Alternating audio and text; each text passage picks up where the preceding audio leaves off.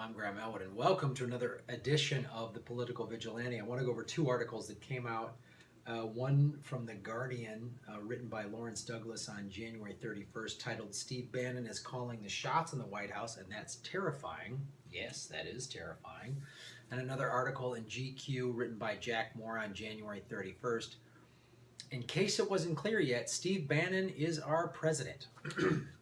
So we'll go through the Guardian one first and get into some specifics of how Bannon is running the country. Bannon, of course, I'm sure most of you know, used to run Breitbart, which is an alt-right news organization, which is Nazis. So there is now a Nazi in the White House.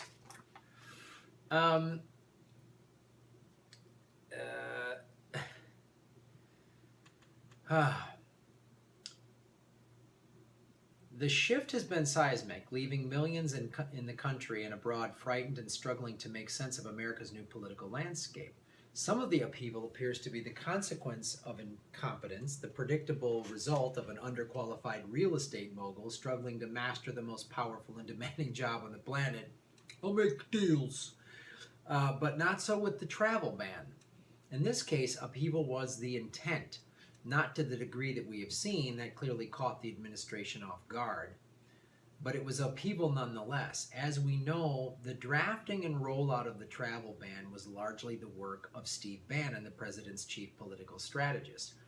It was Bannon who reportedly overruled the proposal to exempt green card holders from the ban. So that's, just to be clear, there were people with green cards from these handful of Muslim banned countries. They had green cards. They were legally allowed to come in the country. And he said, no, not even them are allowed.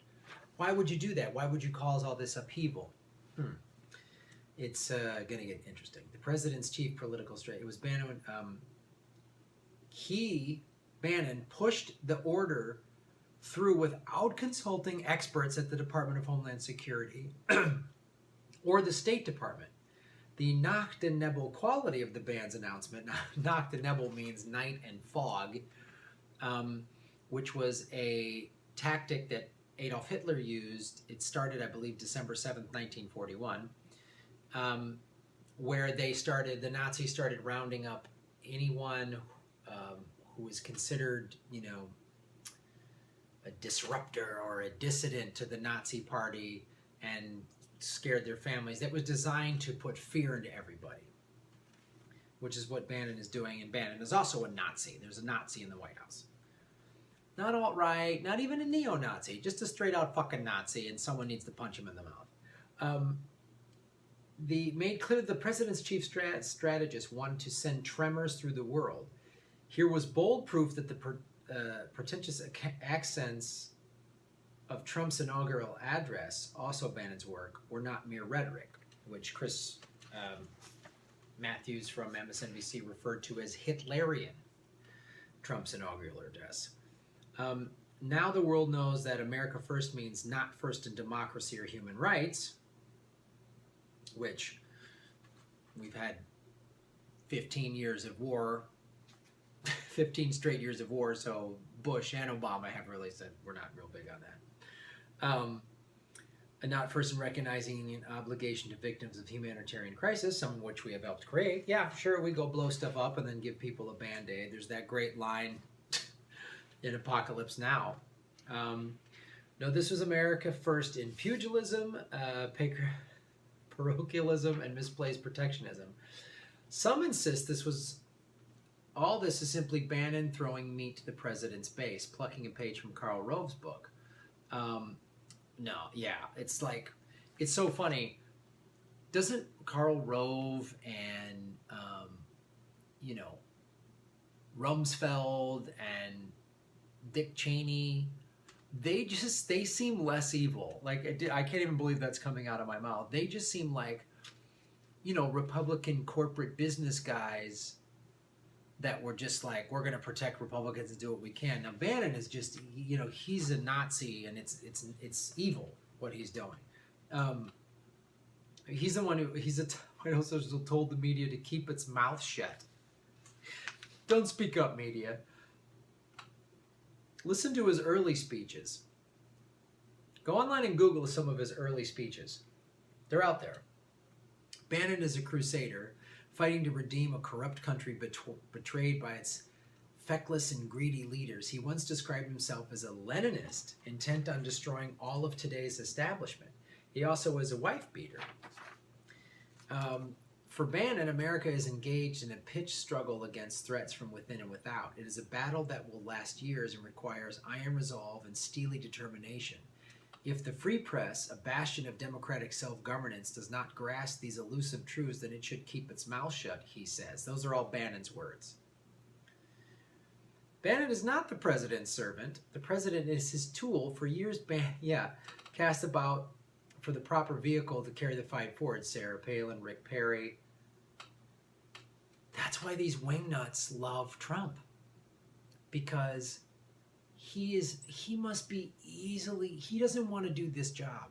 He doesn't want to be president. He literally, one of his campaign strategists left his campaign maybe 3-4 months before the election, maybe 5 months. And she said Trump's whole thing was to come in third, shake things up, get a little notoriety, probably help his ratings for his reality show. When he realized he was actually plowing through the Republican Party and thought, oh man, I could do this, he got kind of drunk with power, but then he's overwhelmed. He can't do this job.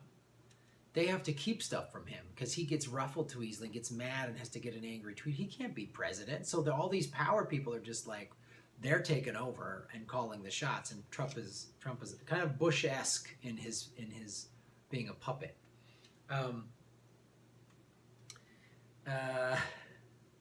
Now Donald Trump has found adequate in imperfect stuff. Both are workaholics. Both share a protectionist mindset. Both are combative. But Bannon, in contrast to the president, is not easily distracted. Trumpy gets distracted. And here's the other thing. He has now been catapulted by an undisciplined president to the inner precincts of the National Security Council and its Principals Committee, assuming a position senior to the chairman of the Joint Chiefs of Staff and the Director of National Intelligence. Unvetted, unconfirmed, but immensely powerful, Bannon may just be the most dangerous man in America. He didn't even have to go through confirmation. Even these guys that the Democrats are just rubber stamping through, at least there's a confirmation hearing. At least all of America can go, oh, who the hell is this person?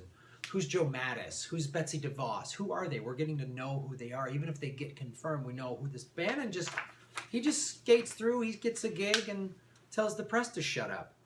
The GQ article that says Steve Bannon is our president, that Jack Moore wrote this on January 31st.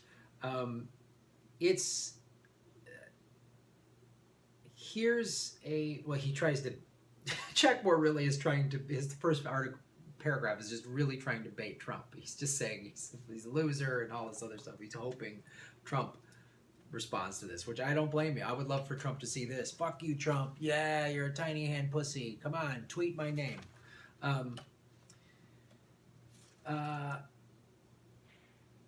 Steve Bannon is making far-reaching and unprecedented decisions in this White House and is undermining the basic checks and balances that you learned about in junior high civics class.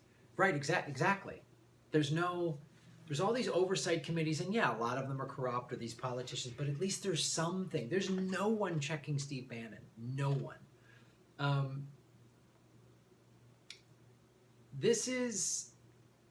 He is now sitting at the National Security Council table when the administration debates issues of war and peace and can make a real difference in decisions.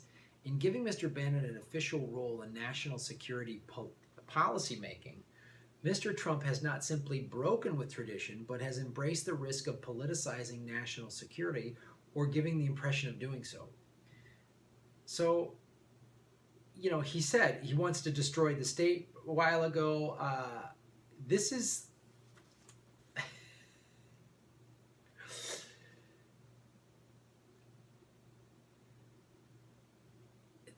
I'm sorry, I'm just dumbfounded, but it's like, it's unbelievable.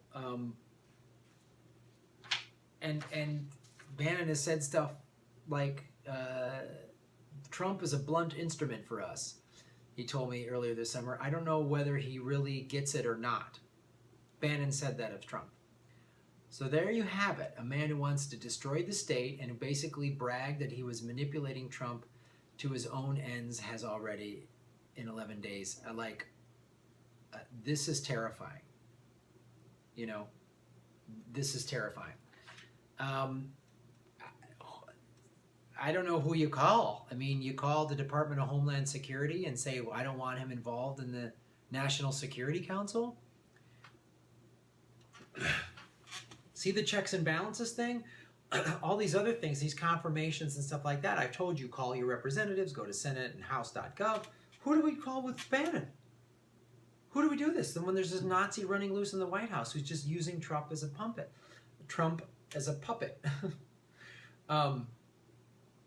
I think the key here to watch is Bannon. Well, first of all, he's using the Nazi playbook, so we should all kind of read up on what Hitler's tactics were. From getting to power in whatever 32, 34 to, I mean, the final solution wasn't drawn up until 42. I mean, honestly, let's stop playing around here. He passed this travel ban. It was part of his strategy to just scare the shit out of people. I mean, he's got in a book somewhere that he's hoping to get, Muslims into goddamn gas chambers or something. Like, no joke, man. This is what this cat's trying to do. So read up on the history, because he's obviously going through the Nazi playbook. Like, he's using their tactics. And he is probably glad that Trump is out there tweeting about Saturday Night Live and Hamilton and whatever else, because everyone's banging look, Trump said this crazy thing, while Bannon is behind the scenes talking to the National Security Council. He's talking to the intelligence community. So all that spying and everything that Bush and Obama set up to make it easy to spy on us, now it's in the hands of Steve Bannon. If that doesn't terrify you, I don't know what does. Spread the word, get people involved, and pay attention. Like and subscribe, you guys. I'm Graham Elwood. This is the Political Vigilante, at least until Steve Bannon shuts it down.